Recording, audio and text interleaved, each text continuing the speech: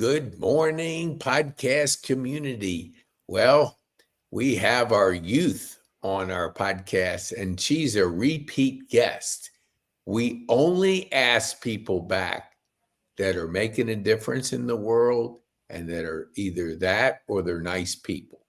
Sometimes people aren't ready to make an impact in the world, and we encourage them to do that.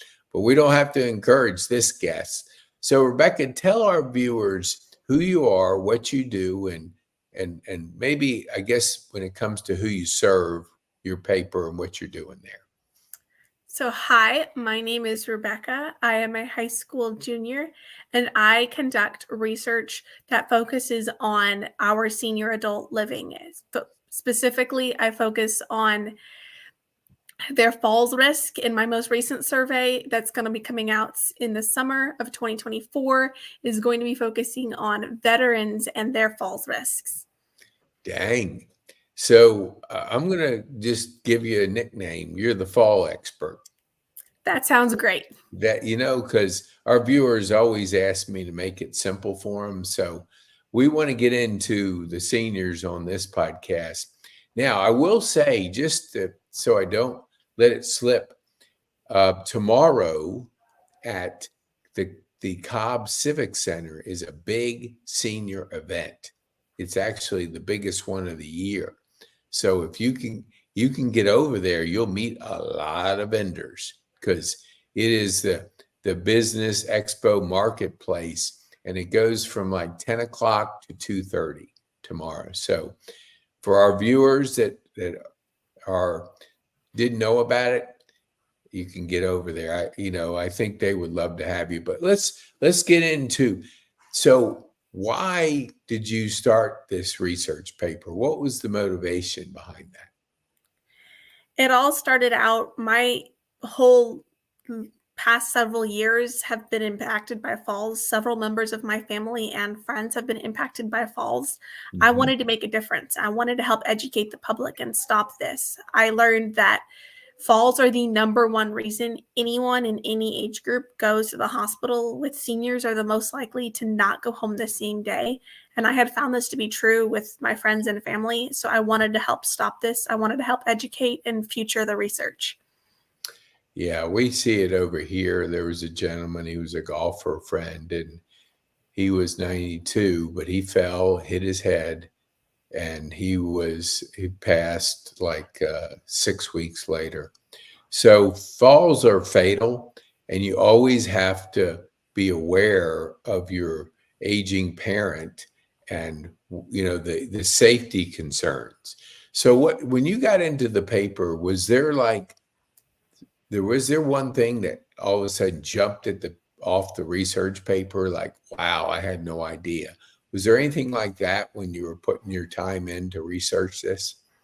Well, the main purpose of my research for this research project was to examine the correlation between how confident you are about falling and actual falls risk. And I was able to prove that if you're scared about falling, your actual falls risk, the chance of you going to fall, is going to go up. So we have to work on lowering your you have to work on raising your confidence so that your falls risk goes down. There's a huge correlation between the two. I'm not surprised because I come from the personal development field, and your mindset determines so much of how you operate your life. So I'm not surprised, although I didn't know that if you're always thinking, oh, I don't want to fall. What are you basically telling your brain? Fall. And it's because you're constantly thinking about it. Yeah. I mean, whatever you expand, so your thoughts expand whatever you're thinking about. So what do you think, like, talk to my seniors. So, they have in the back of their mind that they need to be safe and they need to make sure they're doing the proper things to put them in the environment. How do you think the senior is approaching this with, I've got to be confident? What were you able to find out anything like that? Well, I think one of the biggest things is having materials in your home that helps you not fall. So, not having things that you use constantly on the highest shelf. So, not keeping your kitchen towels way above your head if you Mhm. use those every day. Keep them at waist level. The things you use frequently, keep them within easy reach. That way, you're not climbing ladders, going on your tiptoes, things that can knock you off balance. Mhm. Yeah, there's so much of us like we put ourselves in that situation where we just want to stretch an extra half inch to get that. And that extra half inch could be the amount of balance it takes before you're hitting the floor. So what are other things that our seniors can learn from your research paper that they can do on a regular basis to equip themselves to be safe? Well, I think one of the biggest things is making sure you have steady handrails. If you've got a handrail in your house that's loose, that you use frequently, that's not safe. You could fall. When you grab onto that, it could rip from the wall. That's Mhm. not, you could, that's a falls risk in your house. One of the other things is cords. I have a mat, like I'm standing on a mat right now. Those are one of the biggest tripping hazards in your home. Extension cords on the floor, rugs, mats. One of Mhm. my best friends fell and broke her neck because there was a mat on the floor. Yeah. Yeah, my mom's 94, and when I went up there to see her, I was telling my sisters we got to remove these rugs because even though she doesn't walk that pattern, all of a sudden something could take a senior off their regular routine, and then they're hitting the corner of a rug, and that's all it takes to hit the floor. So my brother was with her a couple months ago, and she had dehydrated because there was a lot going on. My other brother was up, and then my sister-in-law. So there was a lot going on. So she probably didn't hydrate like she normally does. She usually keeps water, but the doctor had said, you know what? You get dehydrated, you're going to lose your balance. And so you have to be real aware of different things that are going to put you in the best, position to be safe. What others things in your research paper were you discovering that our seniors could take away? Well, one of the other things I learned is that confidence levels varies with your age. For example, maybe 65 to 75-year-old seniors are going to be more confident than 85-plus-year-old seniors. So maybe our older seniors need to boost their confidence, boost their strength, make sure they still keep that muscle they had when they were in their 60s and 70s. Mhm. Yeah, I had a person, she's a health and fitness coach over here, and we were talking about the different muscle groups. So, the muscles I use going down are different than the muscles I have going up. So, if you're stepping off of something, you're using a completely different muscle. And if you're not working on those, keeping those muscles strong, all of a sudden, the weight of the upper body and your head can take you if your legs don't support that. And we atrophy if we don't use it. So, use it, lose it. We call it movement is medicine, different things that we try to just communicate to our community how it's so important. Like, I mean, I'm amazed that as a junior in high school, you are actually, I mean, do a research paper. My paper in high school was a one-page document on what I did for summer vacation. I mean, that was about it. That was my research. So, how long did it take you to from start to finish to do your research and be able to have it ready to be shared to the professional community? Well, I first got this idea when I was a sophomore. So actually April of 2023, so about a year ago. And then I designed the whole study over the summer, did the study the fall of 2023, so fall of my junior year. And then I Hmm. finished it around Christmas. Talk about amazing Christmas present. Um and then by January I've been talking about it. So from April to December, I'd say about 9-10 months.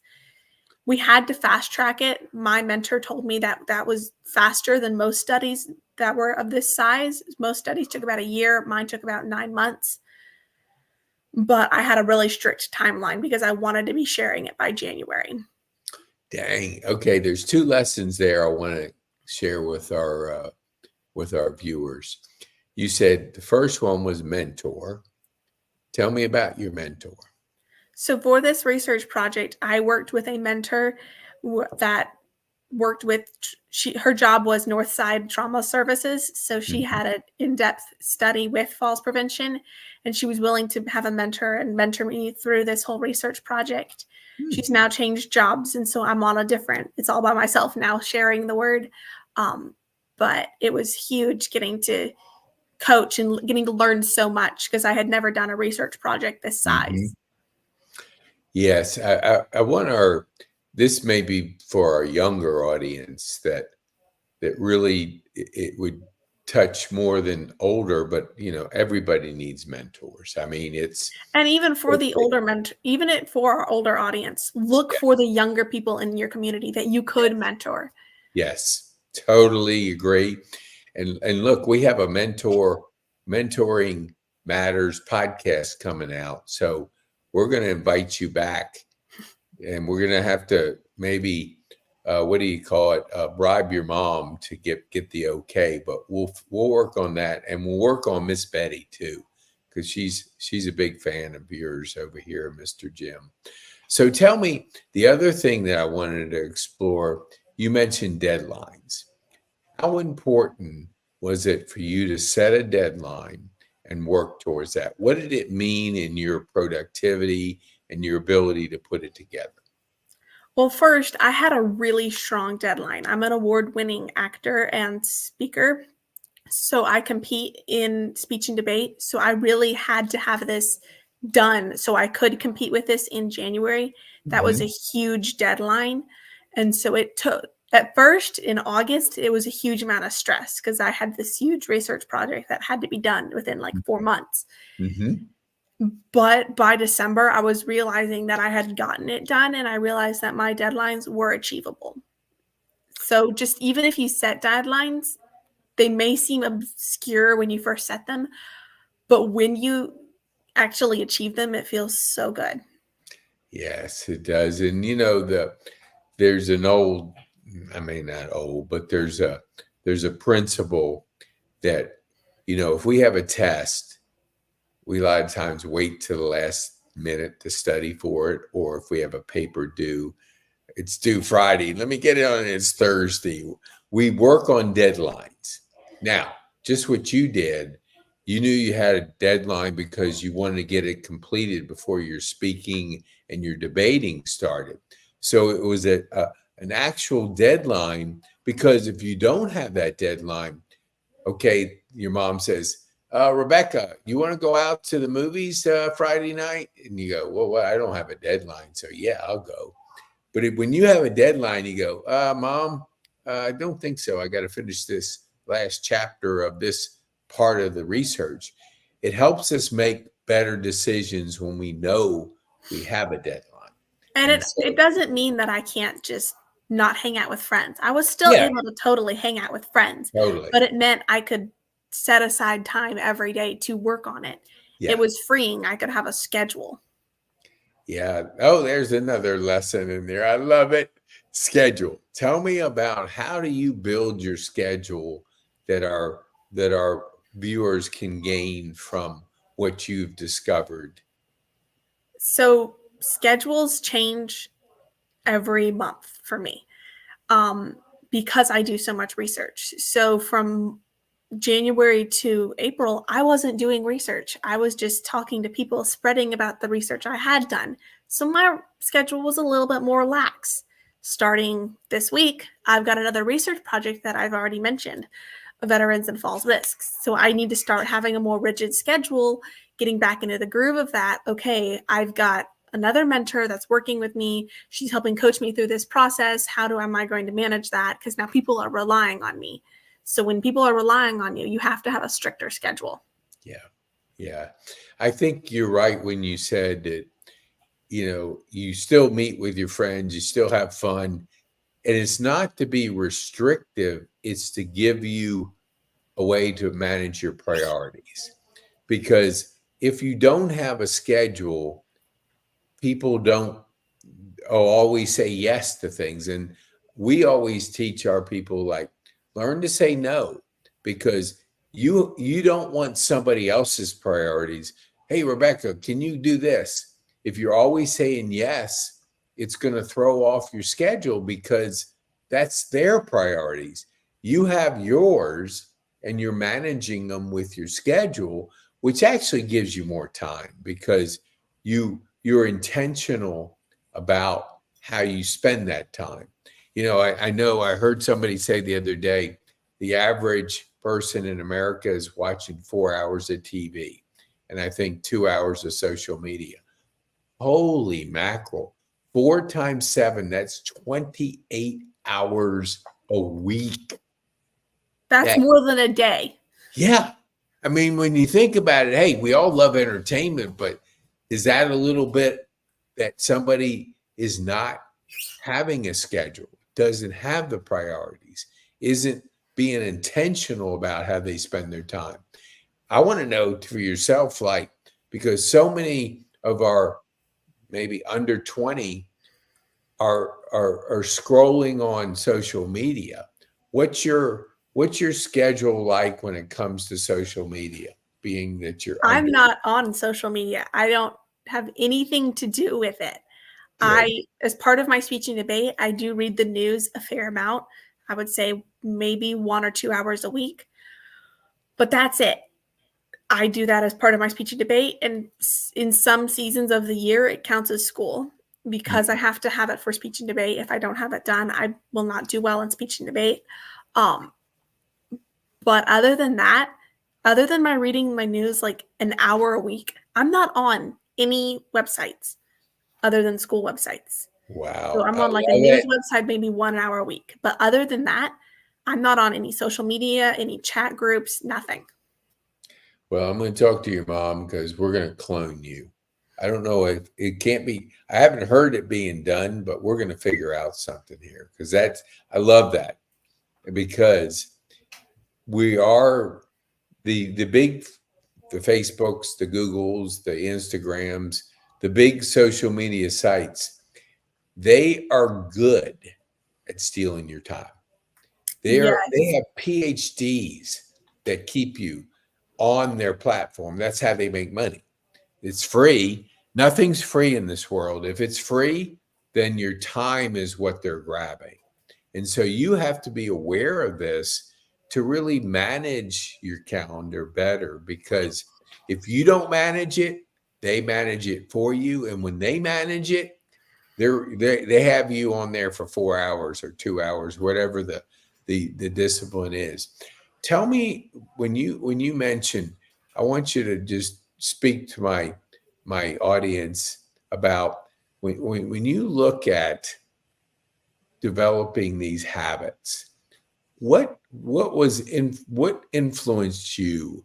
Because I'm seeing about 10 lessons here, if that. I mean, more than that. But how did you develop these kind of habits? What did you go through, and at what age were you kind of practicing these things you're sharing with our viewers? Well, I think one of the things that really began is that I was never really techno driven. I didn't have a computer until 2 years ago, and that's because I needed it for speech and debate. And then it Mhm. just slowly morphed into everything related to what I do. And then I felt that I was reading the research of the dangers of social media and the dangers of the internet. So Mhm. I enrolled myself in a internet safety course on typing.com. There's a free one. You can enroll yourself in it. You can Mhm. complete it at your own pace, just a bunch of videos. I highly recommend it. There's just so many different ways you can use so that you feel more safer on the internet. I had my dad install protection software so that I can't even literally go onto social media. It blocks my access to social media because I didn't want to be part of that. I wanted to really focus on it. I didn't want the temptation to get distracted from my schoolwork. Man, I'm telling you, Rebecca, that is so good. I'll have to give kudos to your daddy on that one. I only know your mom. So yeah, I'll give the kudos on the show to your dad because that's awesome. I came to it kind of accidentally. I don't have TV. I haven't been on social in 2 years. I don't scroll. Only use the telephone for making phone calls. It's almost like it's an iPhone flip phone because there's no like getting into all this phone stuff, which everybody's trying to grab your time. We call it the, you know, the ability to capture your time. Everybody's trying to do that. Everybody. So you really have to be almost like a guard, guarding your time and putting there. Tell me about your speech and debate. What got you into that? So I've grown up acting. I've grown up performing. I've danced. This is my 15th year of dance. Mm-hmm. Um, I just love performing. And then my mom found out about this national Christian speech and debate organization, Mm-hmm. and I decided I had stopped acting, and I really missed it, and I wanted to get back into it. So my mom was like, "Well, just why not? What's going to hurt from that?"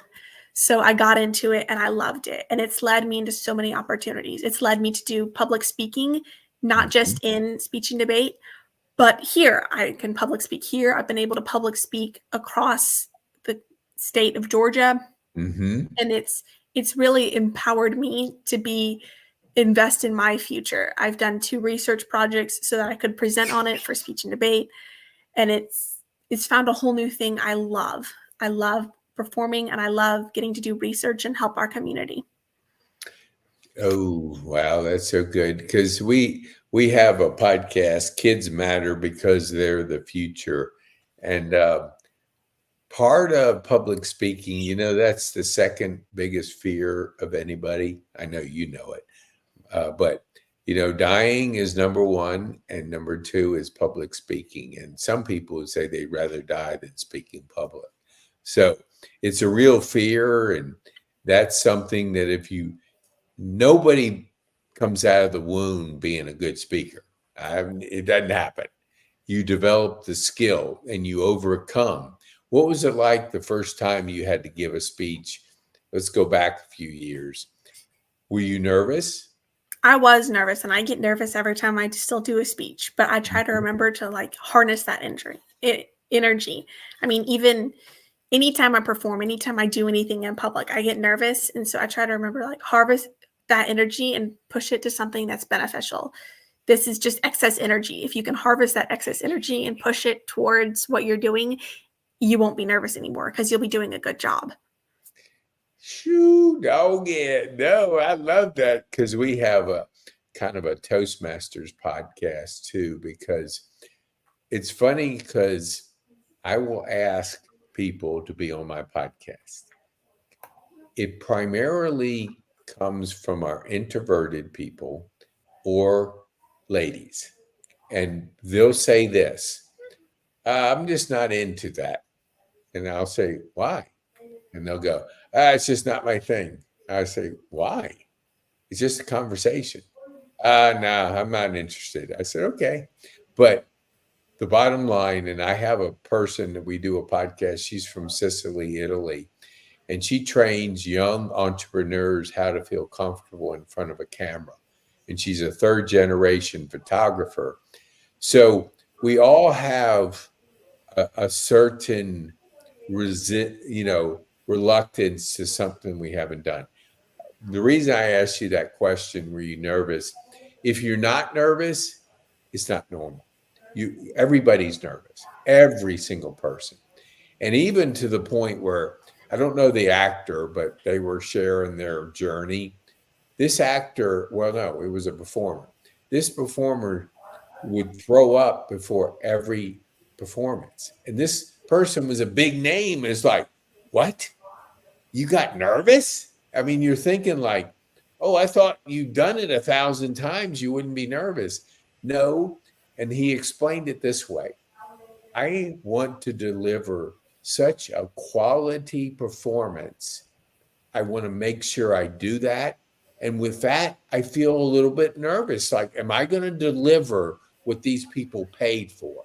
And so the body just responds to that because you're so concerned about how you are able to deliver the value to your audience that it's only natural the body has that feeling. So I'm so glad that you shared that, because if we let our emotions control us, like if you would have said the first time you were nervous, I can't do it.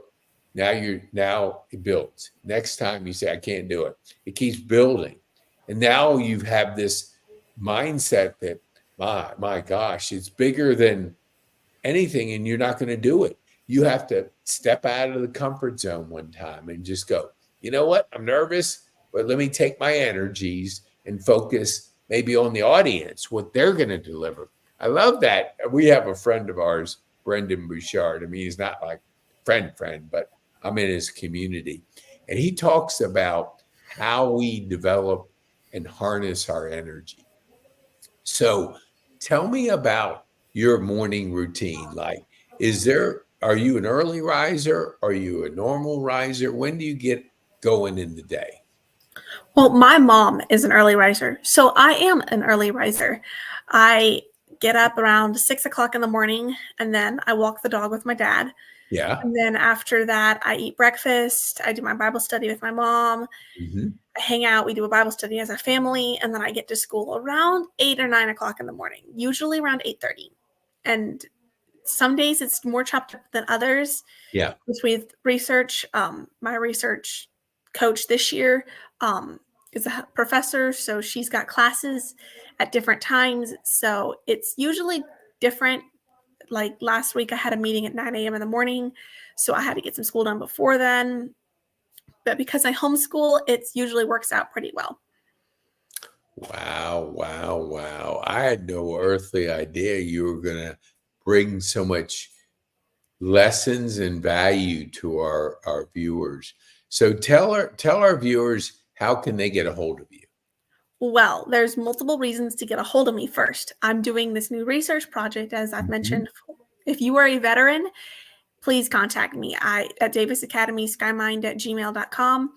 I would love to have you as part of our survey. We are looking for as many veterans as we can. We're looking for veterans, specifically looking for veterans and their use of complementary medicine and falls risk. So this is going to be one of the first surveys ever done in this genre. We're really excited about it. And I'm partnering with Life University, which is one of the biggest universities that focuses on chiropractic in the nation. So super excited. If you also want to contact me for anything, any questions, there's my contact information. I'd be happy to get in contact with you. Man, you know what? You're going to be invited back as a guest on my veterans podcast. So you can ask my veterans, because I was just at the American Legion, and we're going to be doing some things with them. So we'll make sure our viewers that are veterans hear your ask, and then we appreciate you doing that. So as we wind down, because I don't want to be accused of having you late for your classes. So I don't need your mom and dad mad at me. So why don't you tell our viewers, what would be the one thing that you would want our viewers to take home from our time on this podcast? I think the biggest thing for our viewers is to know your falls risk. We talked about this early on in the podcast, and to know your falls risk. Make sure there's not any cords or extension cords running all over your house that you can trip over. Make sure you have a night light when you need to get up in the middle of the night. Make sure you're safe, and make sure you feel safe, because when you feel safe, your body will relax and you will be safer. I think that's one of the biggest things. And when you feel safer, you can have a better schedule. You can get involved in more things. I love it. Dang, Rebecca, you okay, this is a baseball term. I'm usually talking golf. Okay. You knocked it out of the park. Well, I think you could use that for golf too. You knocked it out of the hole. Yeah. Let's just say hole in one is what we use for golf. We always go for the hole in one. So So with golf, you just made a hole in one for my golfers. So this has been absolutely incredibly enjoyable having you back on our podcast. So we've got the kids matter because they're our future podcast. We have the veterans podcast. We have we want to dig more into the aging in place. So we'd like to have you back. So when it comes to your public speaking, if you could put one word in there, I think we could definitely utilize your talent. And the one word is podcaster. So I'm thinking, Rebecca, we got a future for you in podcasting. So we'll have your agent, your mom and dad, get in touch with me, and we're going to figure out something because until you hit 21, they're your agent at home, so that they'll negotiate probably a tougher deal with me. So we were in all seriousness. Thank you so much for being on the program. Thank And you for inviting me. I've really enjoyed getting to hang out with you and getting to share the word about veterans and falls risks for all seniors. well, it was my pleasure for sure. So thank you, Rebecca. And you'll get an email on the links to this podcast tomorrow morning. So be on the Great. lookout for it. Thank you. And then I want to encourage our viewers that share this with your community. Share it with people you think could benefit by the skills and by the research paper that Rebecca has put together. And for our veterans out there, get a hold of her, be a part of her next research paper so we can make a difference in your life by having her shine some light to the challenges that are out there for our veterans. Thank you so much, Rebecca. We appreciate you so much.